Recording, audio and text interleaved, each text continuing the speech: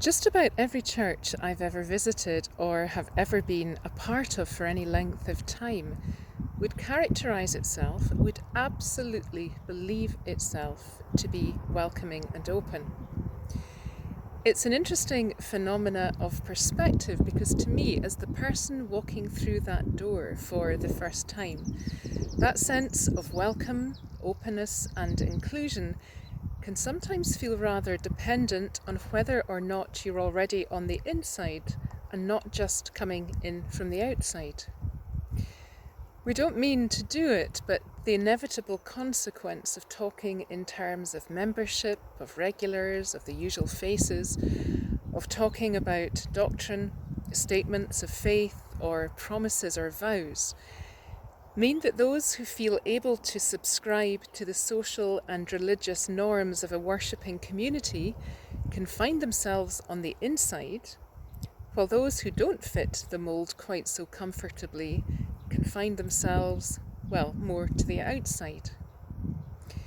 In numerous walks of life, though, human beings have become adept at understanding and defining life's experience in terms of self or other. We create a sense of individual and collective identity, and through that lens, we tend to look at the world.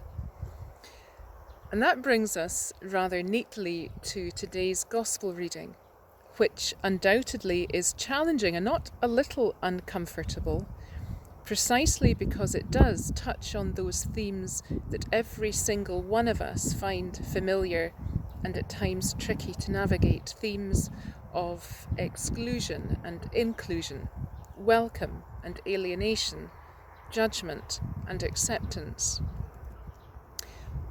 What are we to make of words that seemed even to confuse the people who heard them for the first time? It would be easy to use the reading as a means to justify ourselves and our identity as followers of Jesus Christ. The disciples, the followers on the inside, safe and secure, and by extension, everyone else on the outside. And some people of faith today might even see the world in those terms.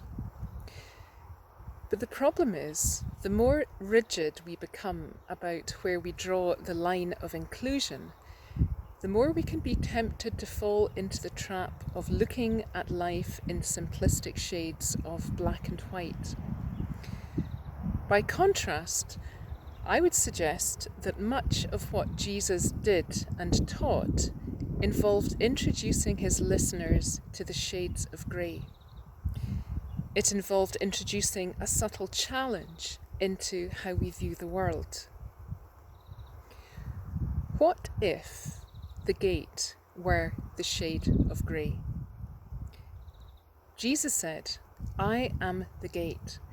Whoever enters through me will be saved." And depending on your theology and your beliefs, so far so good perhaps. Those can be words of great comfort. But then he goes on to add, "They will come in and go out and find pasture."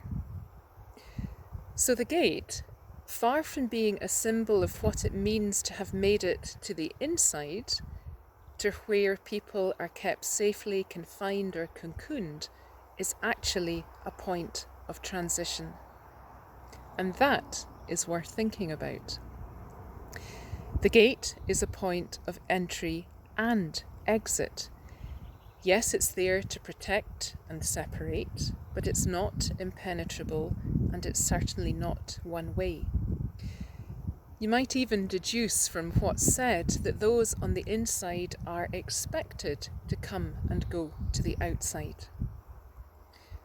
When we start picturing the gate in these terms, Jesus' words begin to sound more about freedom and liberation and autonomy and less about exclusion and segregation.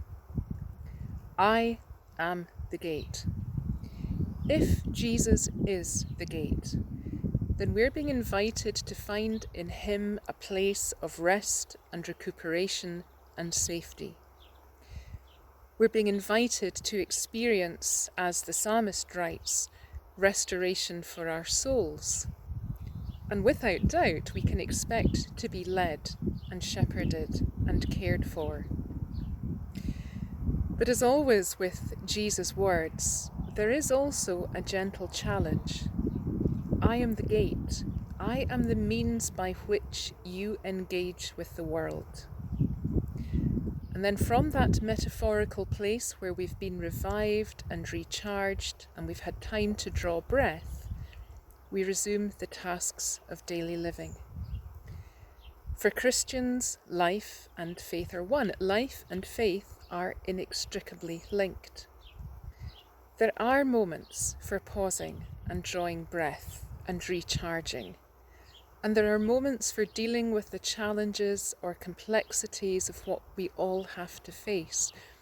And that has never seemed more true than it is at the moment. Jesus does offer us a place of safety as the Good Shepherd, but he also calls us to a life of service and inclusion where we're to be truly welcoming and open to one another. He calls us back through the gate and into the world.